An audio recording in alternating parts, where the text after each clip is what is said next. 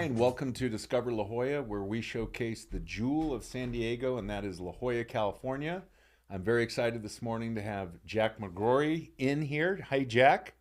How are you? So, Jack is going to be leading up probably the head negotiations for the new Cityhood of La Jolla. Before we dive into that, you've got a very long and illustrious career. I know you were a veteran. Marine Corps. Thank you for your service. Thank you. You attended San Diego State. For my master's. Yep. So go Aztecs. Yes. Got Then you red went and black over blood. and you got a law degree at USD. And the University of San Diego. Yeah. Okay. And then Six years of night school. It was a lot of fun. 6 years. Wow. Full-time job and 6 years a night. And we'll mention that you have 5 children and 10 grandchildren. You I got hear. it, yeah. Okay.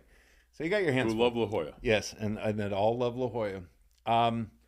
So you know your way around the city. You've worked with the city. You were the city manager for about 8 or 9 years. 7 years. 7 years. Okay, In and the that was in the 90s. In the 90s. And what was your takeaway back then after leaving that position? I loved the job. Yeah. It was a 24/7 job. I mean, Okay.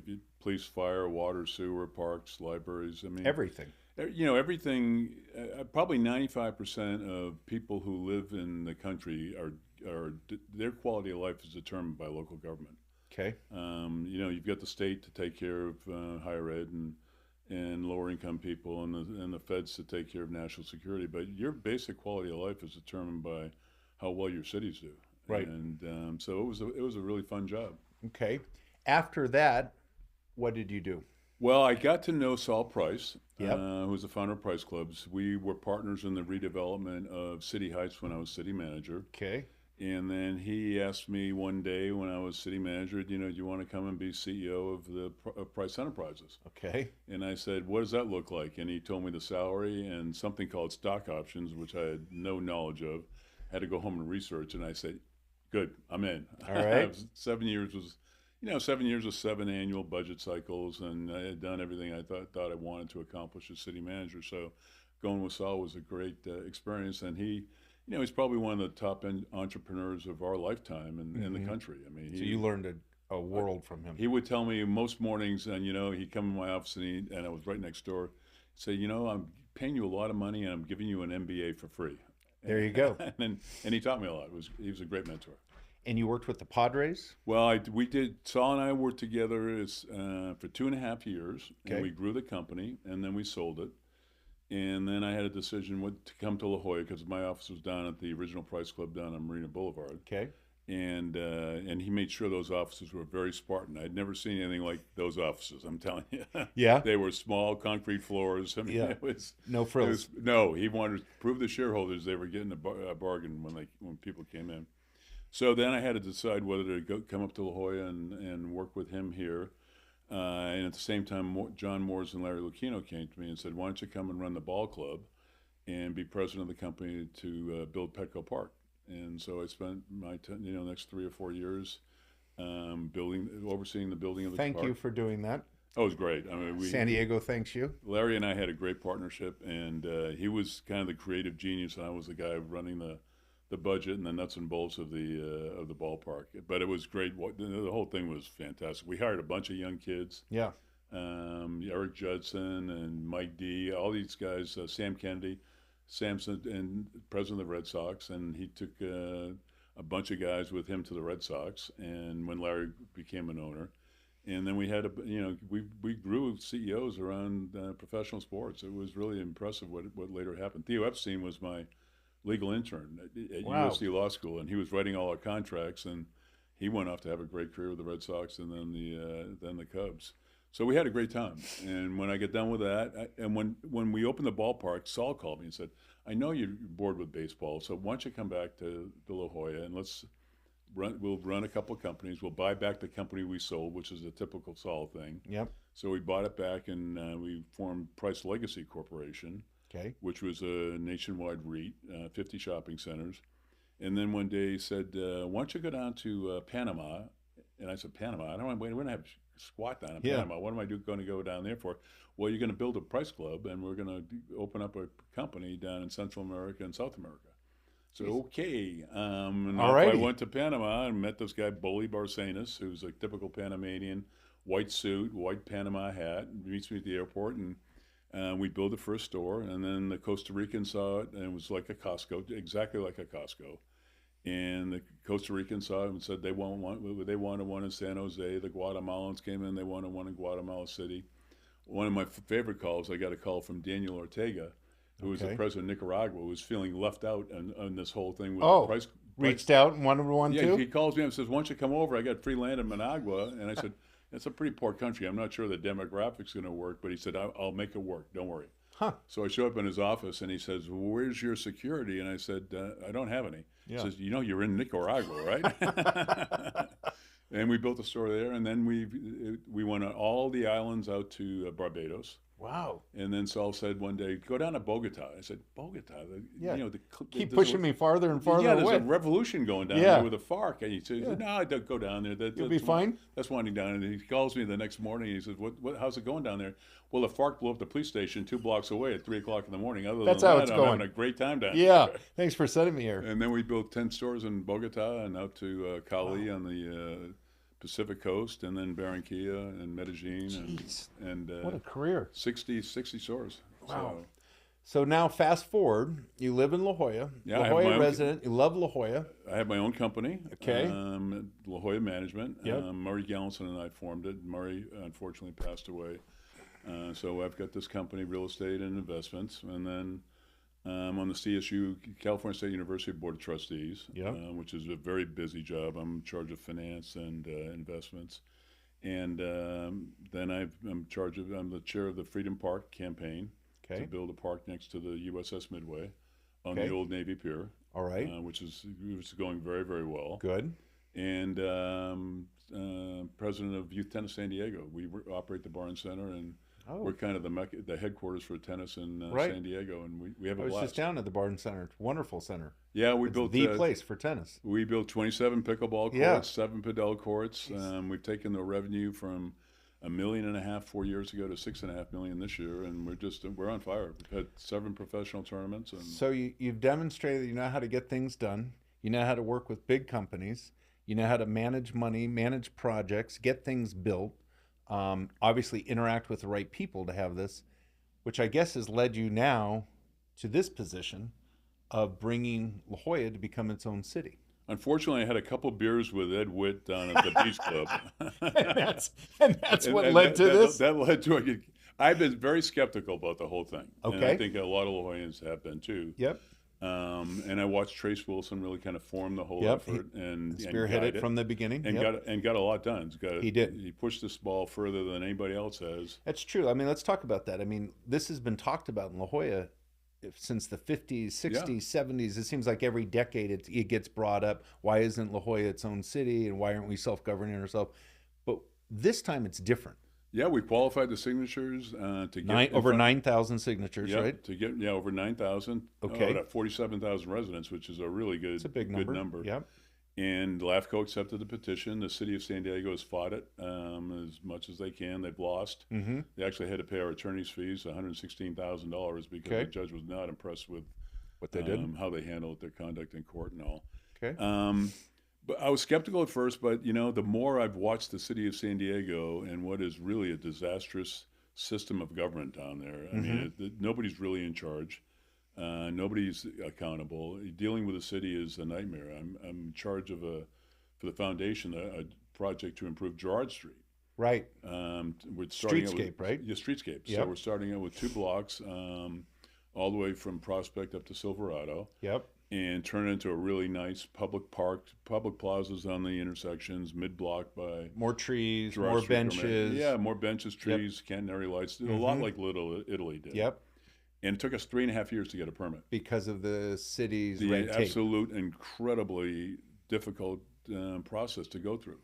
And so that's a great example of something you want to do in La Jolla that's going to benefit La Jolla, that shouldn't be that hard and shouldn't take that much time. We're trying to get 2 benches approved in the park next to the bocce ball courts. We're in the process for 2 years For 2 benches. for 2 benches. I mean, It's ridiculous. It's mind-boggling Yeah, what it's goes on down ridiculous. there. I mean, it's crazy. And the system of government is just leading to a failure of government in San Diego, and you can see it almost every day.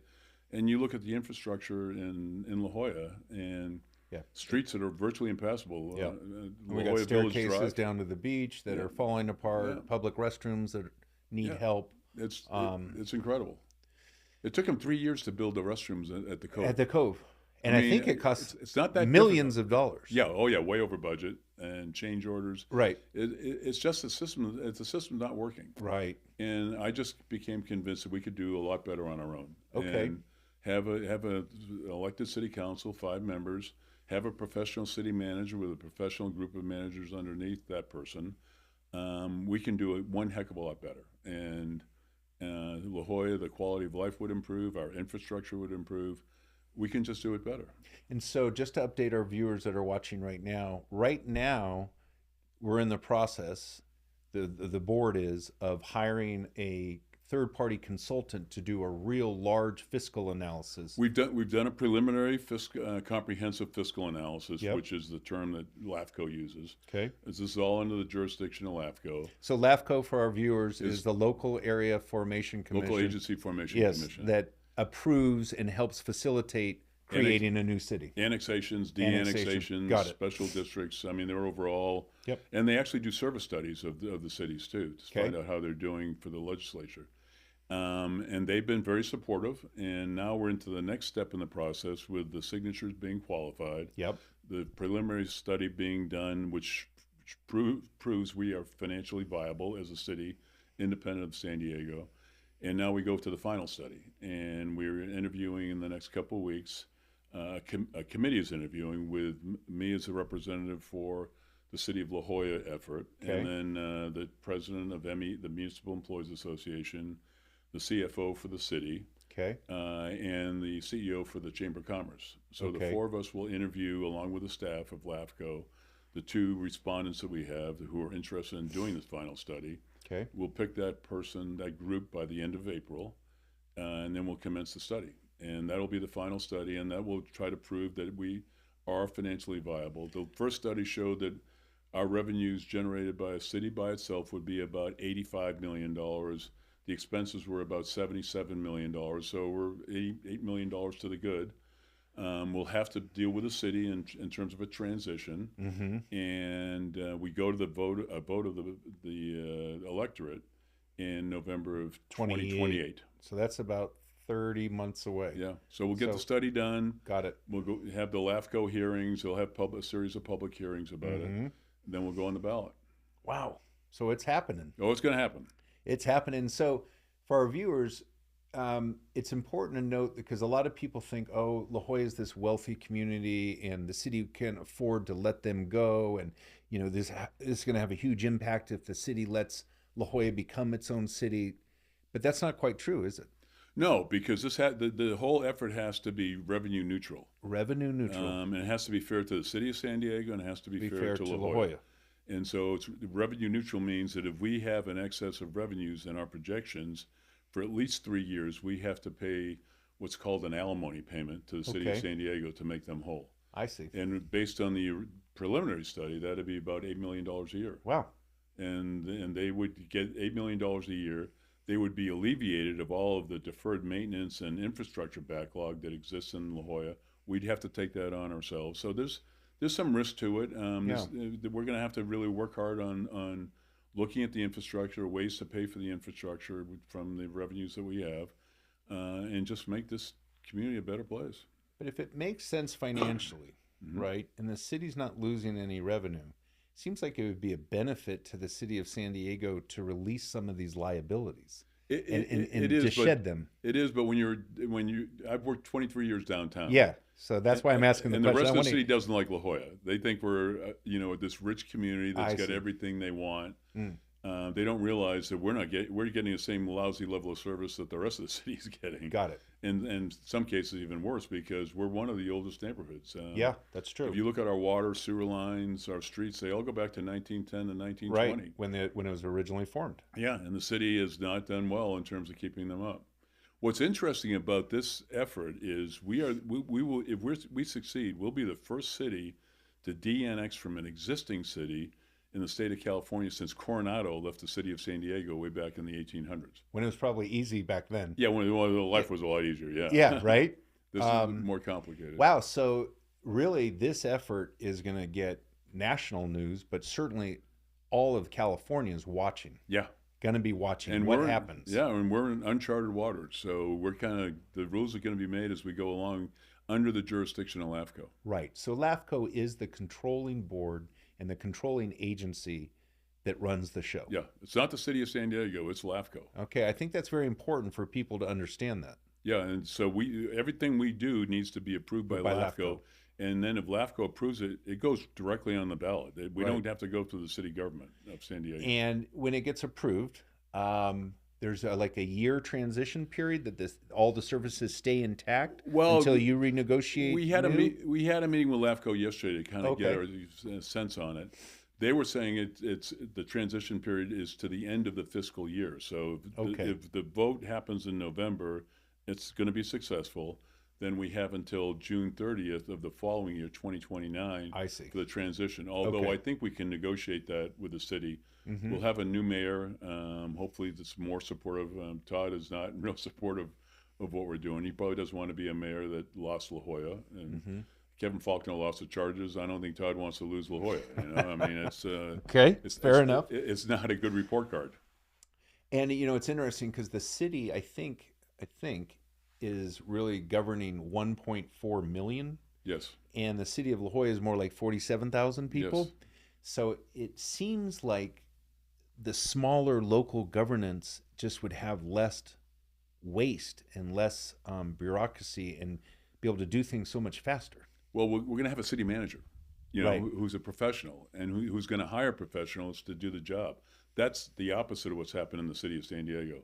I think in 2004, moving to the strong mayor form of government away from the city manager has just led us into this period of decline.